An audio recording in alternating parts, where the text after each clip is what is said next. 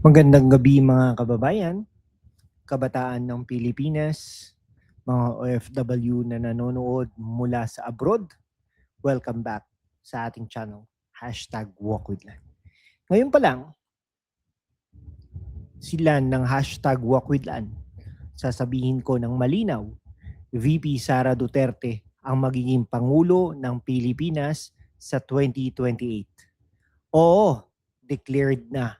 Hindi pa eleksyon, pero ang katotohanan, hindi na kailangan ng prophecy. Facts lang. Bakit ako sigurado? Kasi siya ang woman to beat. Sa Philippine politics, ngayon, strong, decisive, proven track record sa gitna ng chaos sa gobyerno, inflation, corruption allegations, foreign policy issues, si Sara ang may clear vision at tapang na harapin ang lahat.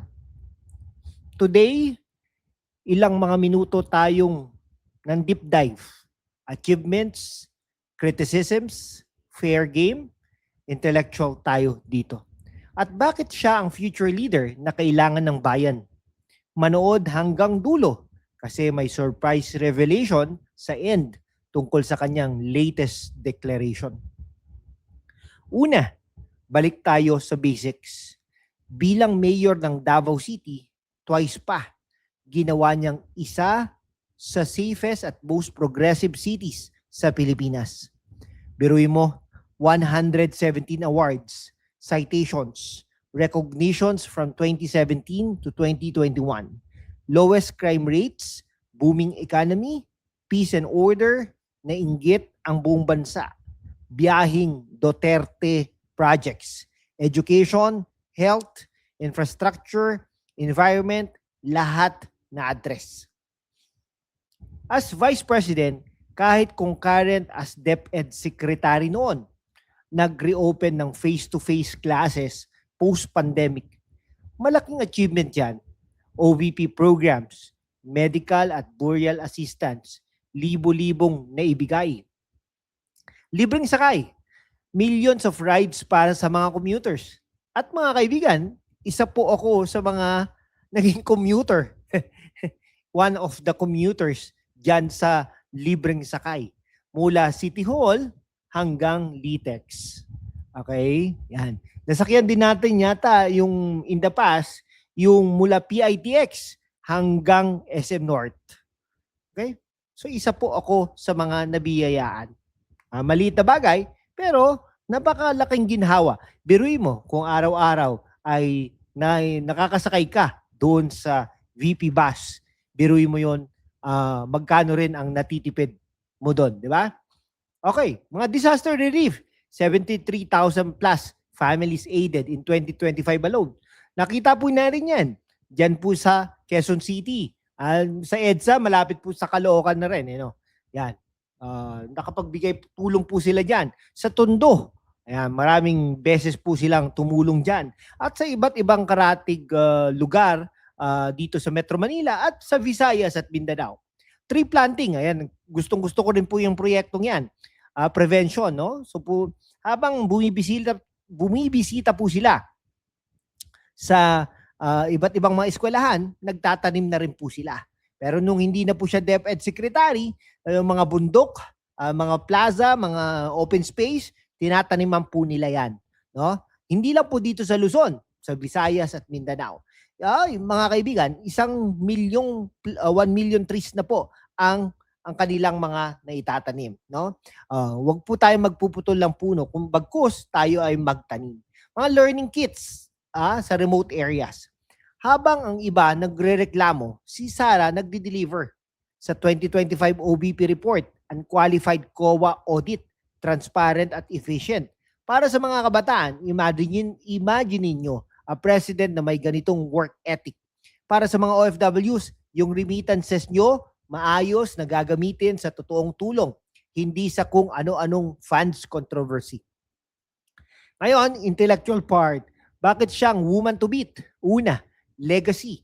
Anak ni former President Rodrigo Roa Duterte. Pero hindi lang yon. Sarili niyang merit. Youngest vice president ever. Largest majority win since 1969. first from Mindanao in decades. Critically tignan natin ang current landscape. Inflation mataas, healthcare inadequate, graph persistent. Sabi nga niya sa recent statements. Pero si Sara, hindi lang salita. She resigned from positions when needed. Stood her ground amid impeachment attempts na na-dismiss ng Supreme Court sa procedural grounds. Lumalaban pa rin siya. Hindi siya natitinag. O witty observation natin Sa politika, maraming all talk, no action. Si Sara, action first. Polls show her as top contender for 2028.